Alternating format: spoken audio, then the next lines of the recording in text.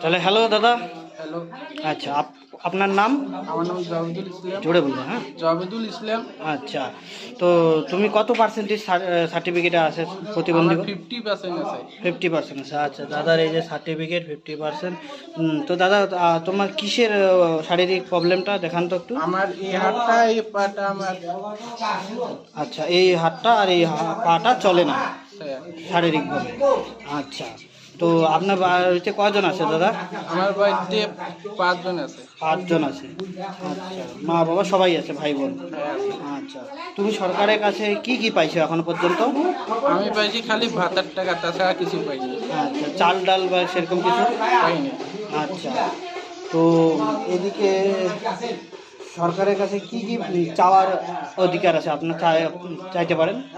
আমার তো ঘর দিতে লাগবে, টিউবওয়েল দিতে লাগবে, হুম। তারপরে জিয়ার আমাকে দিতে হবে। জি জি জি। যাতে আমি কিভাবে কাজ করিয়ে খাবো, আমি তো কাজের লোক না, আমি তো কাজ করতেই পারবো পড়াশোনা না। সেরকম করছো না?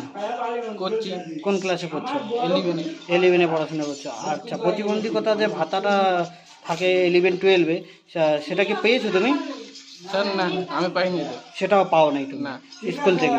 স্কুলে প্রতি বছরে বলে আমার বই খাতা 16 আনা বলে দেয় বছরে বছরে। হুম। কোনো নাম ভর্তির বলে পয়সা লাগে না, হুম। আমার কাছে পয়সা নেই। আচ্ছা, ও ওটারও পয়সা নিচ্ছে না? হ্যাঁ, তার মানে স্কুল থেকেও তুমি সেরকম কিছু পাইনি। স্টাইপেন্ডের টাকাটাও পাও নাই? না। আচ্ছা। হুম, তো এইভাবে সংসার টানাপোড়েনে তোমার চলছে না? তো মাসে সংসারে চালানোর জন্য কত টাকা তোমার প্রয়োজন পড়তেছে? তোমার বাবা ফ্যামিলিতে যে করছে, আয় করছে? 4-5 হাজার টাকা। 4-5 হাজার টাকা বাবা আয় করছে, সেটা দিয়ে সংসার চলছে কোনো রকম। আচ্ছা, তো সমাজে যারা প্রতিবন্ধকতা মানুষ আছেন এবং যারা এই আওতায় আসা কি দরকার আছে নাকি, যে ভালো জিনিস পাওয়ার? আমি তো জানি ভালো জিনিস দিবে তো আমাকে লাগে।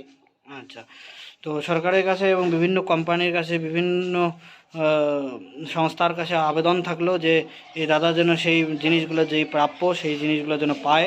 ধন্যবাদ।